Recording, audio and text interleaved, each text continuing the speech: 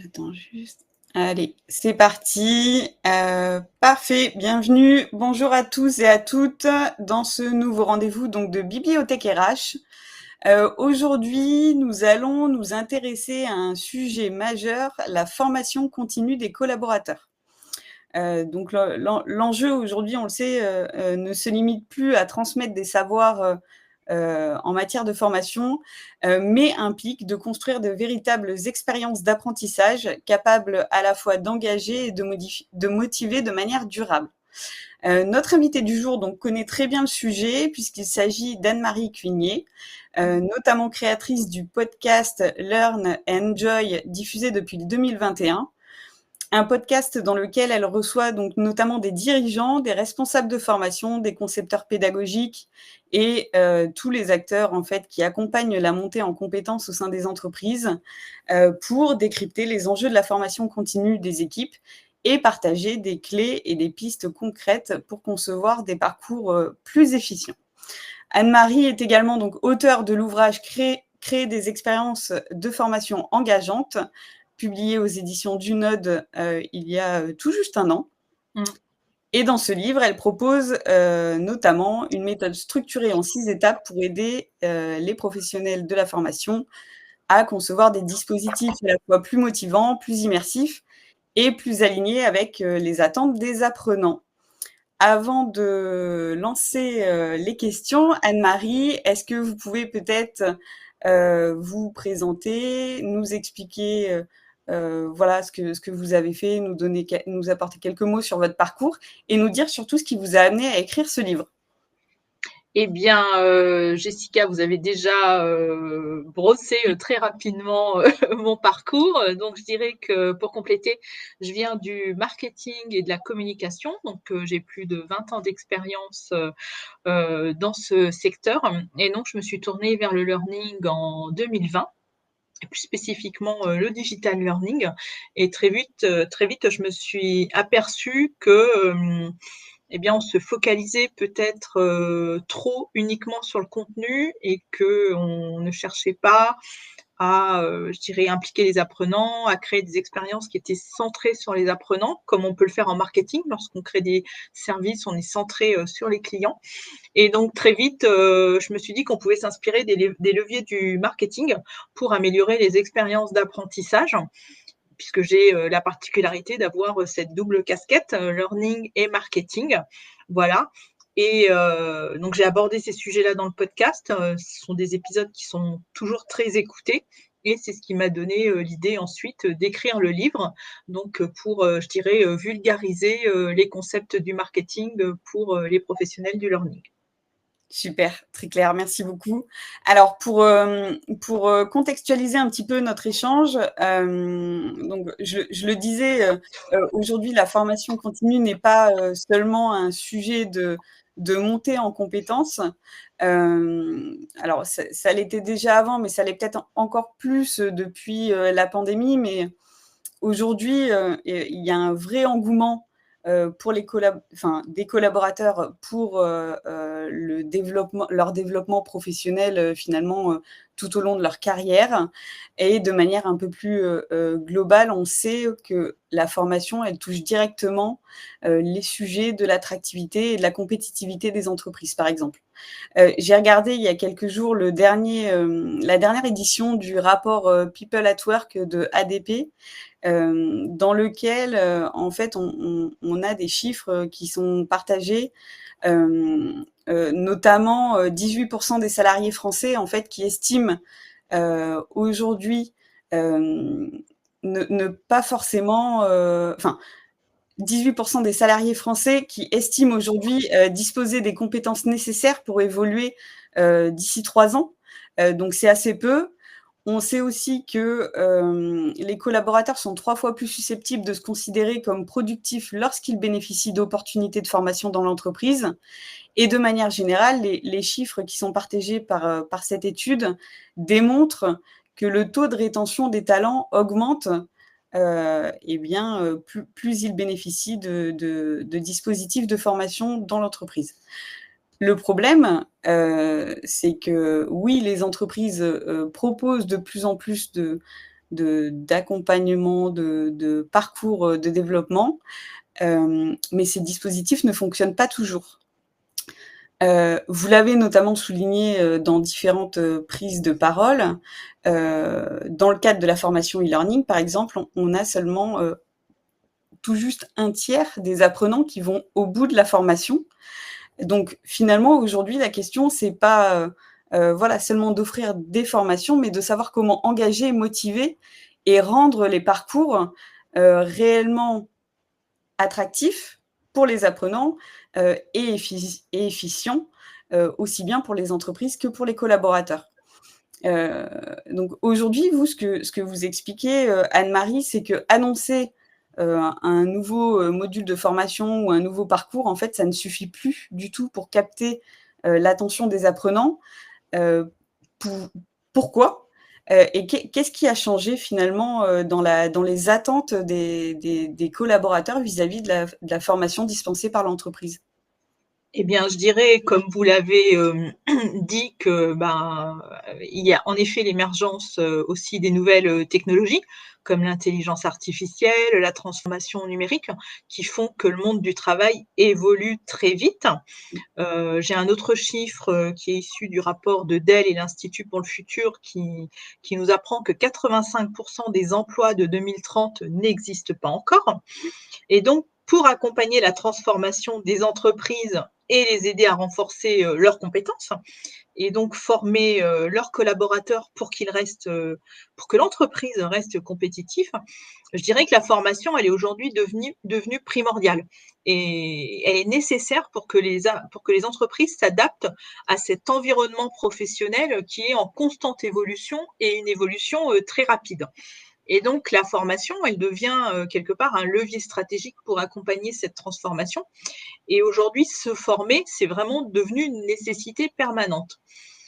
Et l'enjeu justement, c'est de donner envie de se former, de Mmh. créer un déclencheur pour s'engager dans une formation et de se différencier dans un univers, qui est de plus en plus concurrentiel puisqu'il y a pléthore, d'offres de formation.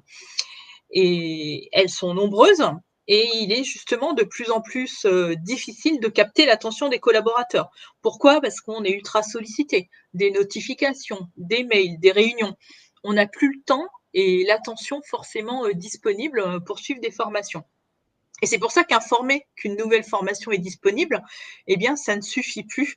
Il est vraiment, selon moi, nécessaire d'aller plus loin et de susciter l'intérêt et de créer justement ce déclencheur et d'arriver à faire venir les apprenants sur le LMS dans le cadre, d'une formation e-learning, comme vous le disiez. Et c'est là que pour moi, le marketing de la formation, il est vraiment intéressant parce que c'est un levier qui va rendre, les dispositifs de formation, plus attractifs. Il va aussi permettre de renforcer, l'adhésion des collaborateurs et d'améliorer, l'engagement des apprenants. Pour moi, c'est vraiment un levier qui vient, compléter les leviers pédagogiques et qui va stimuler l'engagement. Parce que, on le sait, hein, l'engagement, c'est l'un des facteurs clés de réussite, d'une formation. OK, très clair. Vous faites aussi, vous le disiez, au début de notre échange, vous faites un parallèle donc, entre marketing des produits et marketing de la formation. C'est pour ça que Oui, vous avez écrit votre livre.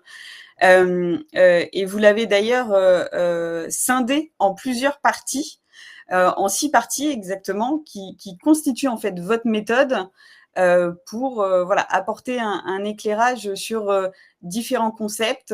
Vous parlez par exemple de la signature pédagogique, du learner persona, de mixed learning. Comment est-ce que, on peut transposer, alors ces concepts, lorsqu'on construit une formation? Alors de manière synthétique parce que c'est l'objet, oui, voilà, oui, de bien sûr, votre bien ouvrage. sûr.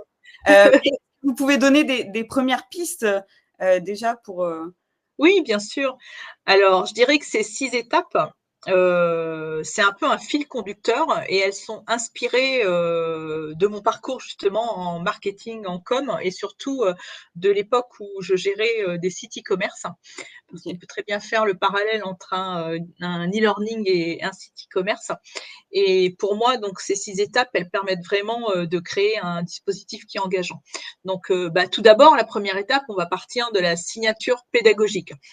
C'est elle qui va donc la signature pédagogique qui est clairement inspirée des plateformes de marque et des signatures relationnelles.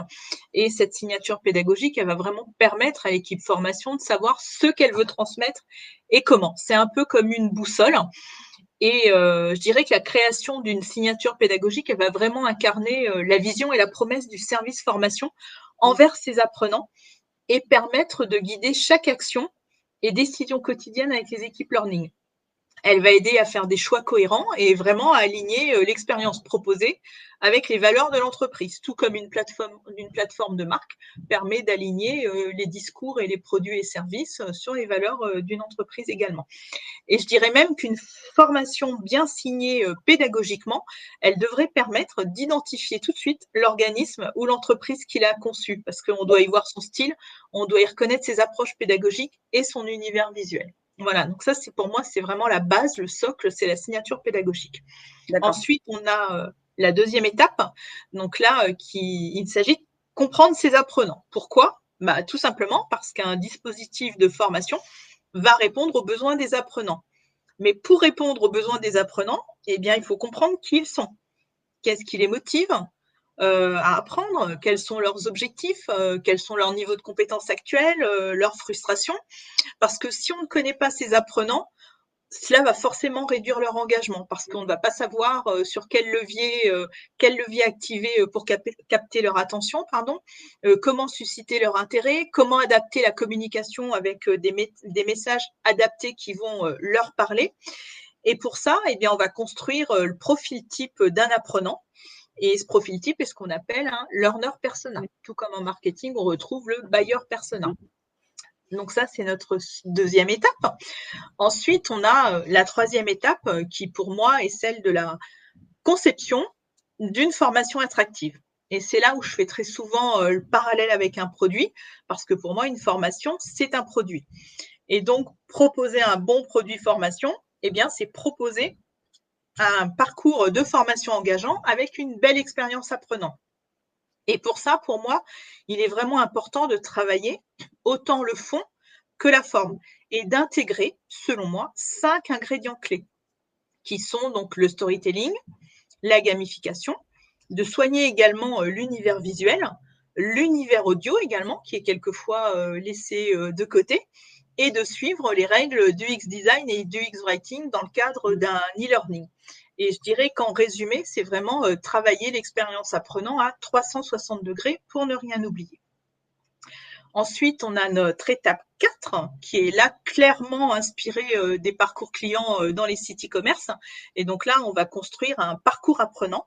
Donc, c'est-à-dire qu'on va penser et mettre en place des actions qui vont accompagner notre apprenant pendant tout le parcours de formation. Donc, avant, pendant et après.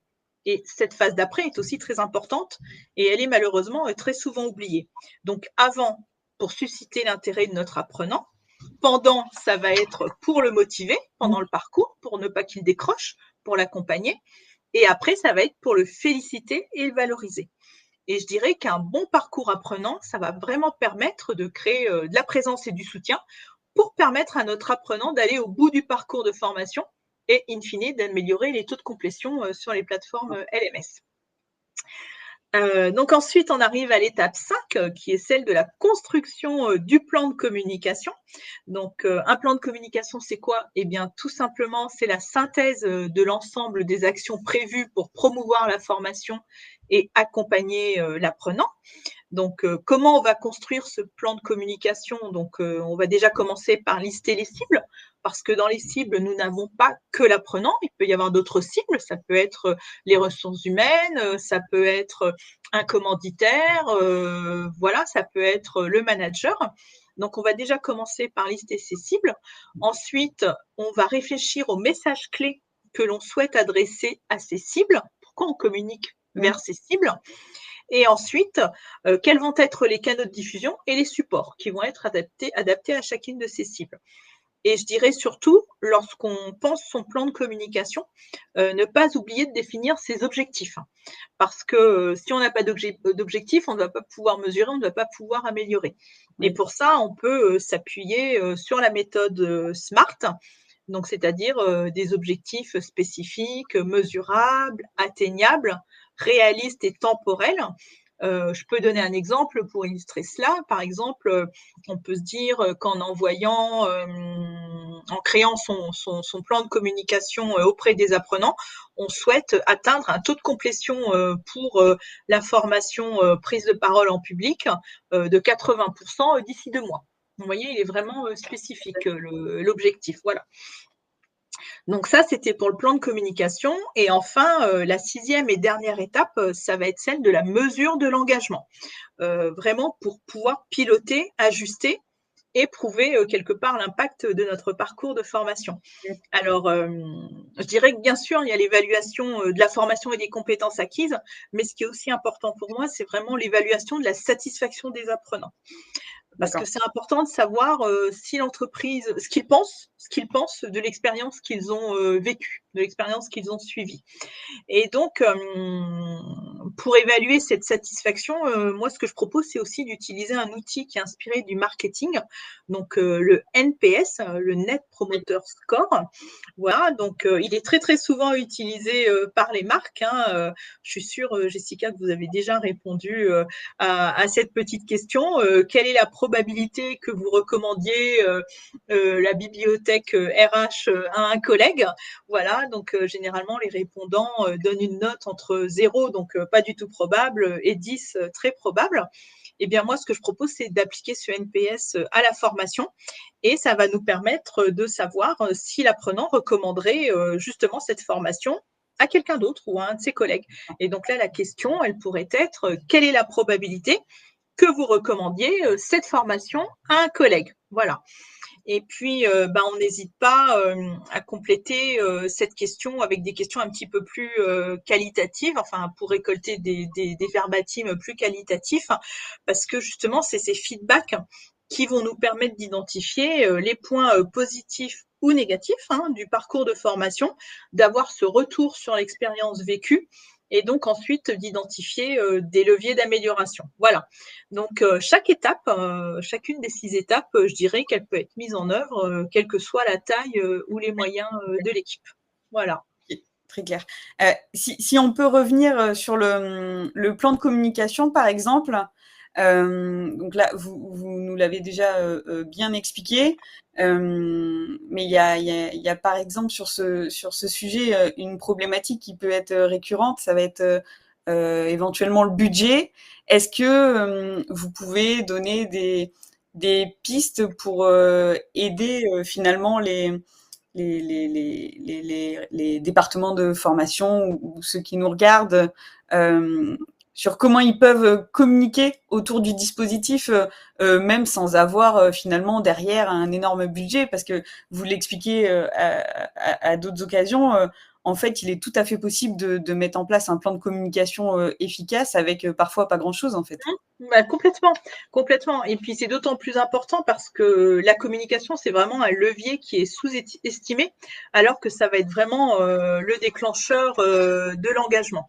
Et puis pourquoi c'est important aussi la com, je veux vraiment insister là-dessus, parce que on peut concevoir le meilleur parcours qui soit, s'il est invisible, il ne va jamais atteindre personne. Et moi, j'aime bien utiliser la métaphore d'une boutique qui est au fond d'une impasse, même si cette boutique propose des produits qui sont magnifiques, qui sont très beaux.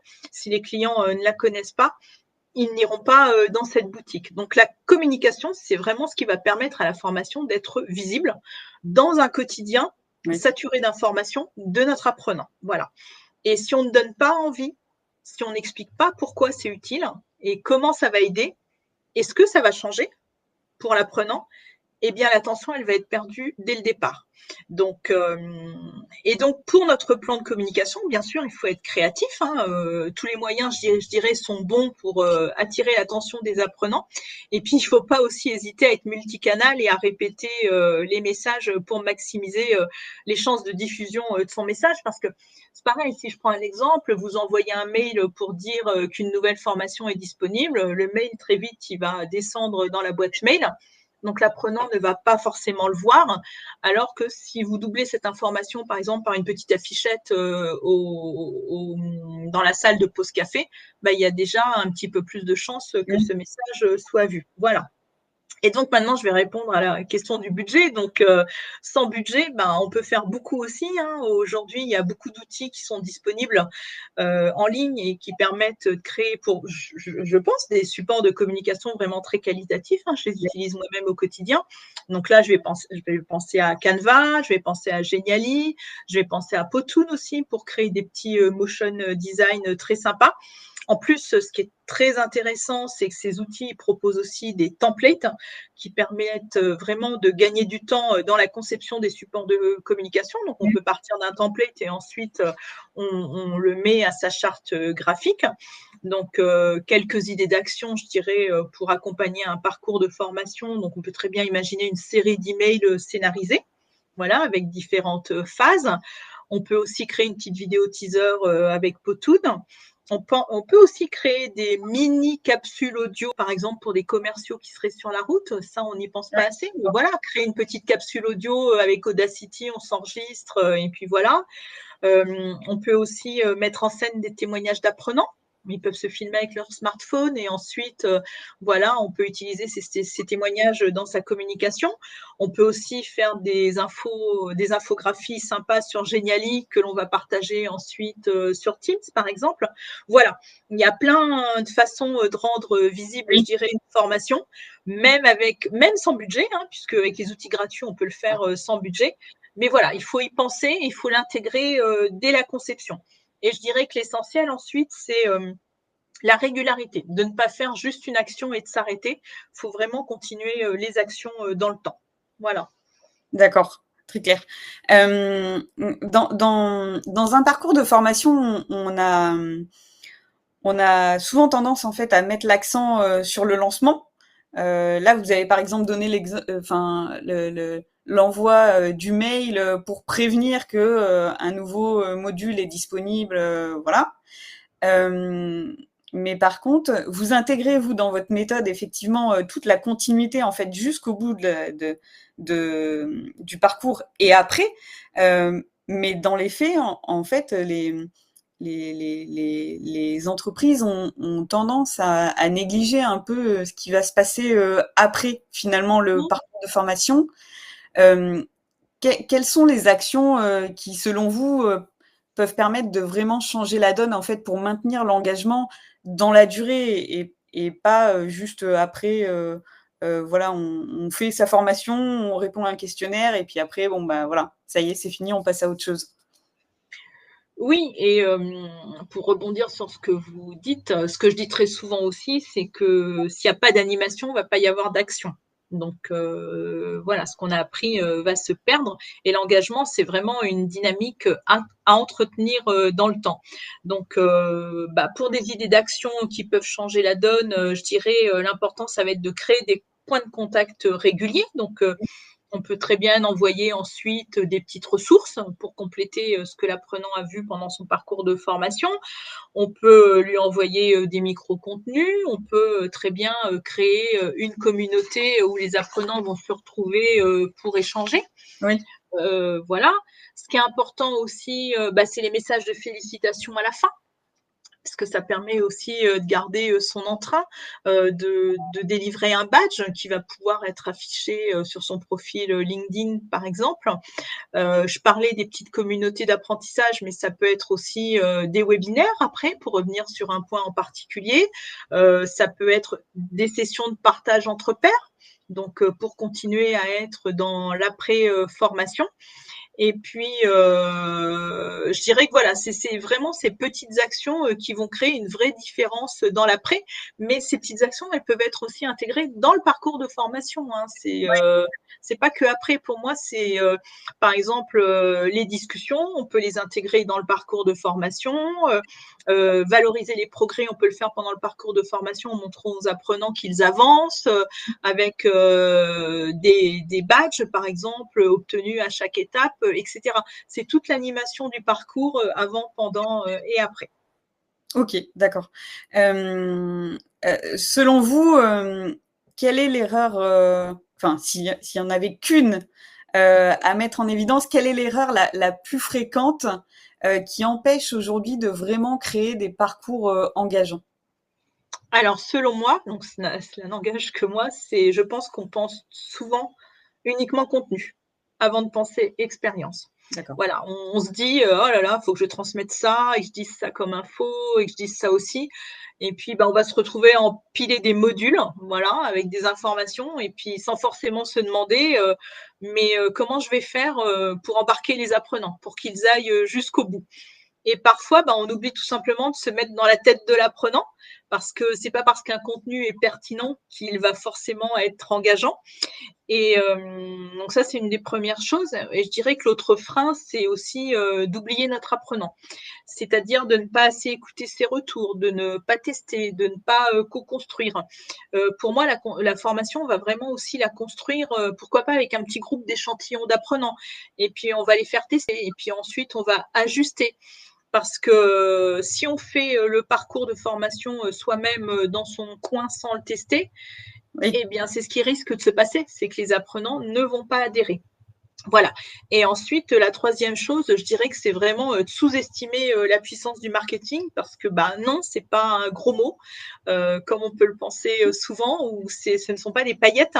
Pour moi, c'est vraiment un outil qui va aider, les équipes formation à donner envie, à rendre visible et à embarquer.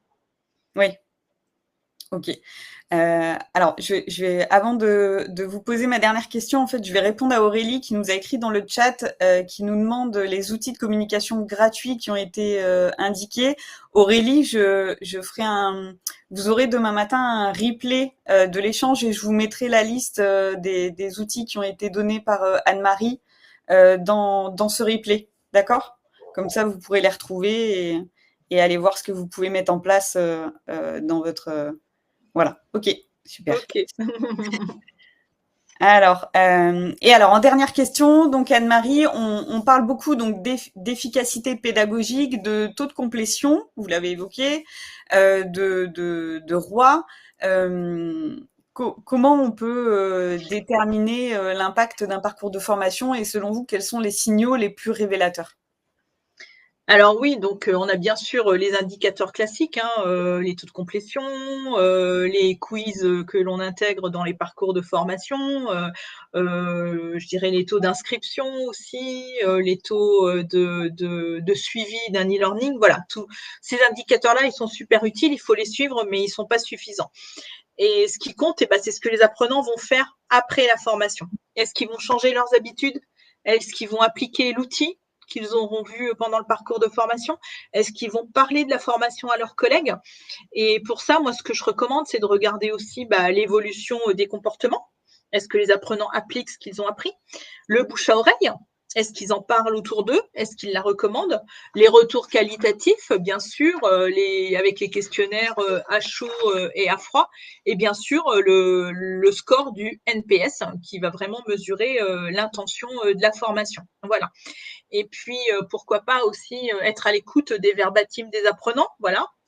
Est-ce qu'ils vont dire ah bah super, j'ai vraiment appris quelque chose, ah bah, je me sens vraiment plus à l'aise dans cette thématique, voilà, etc.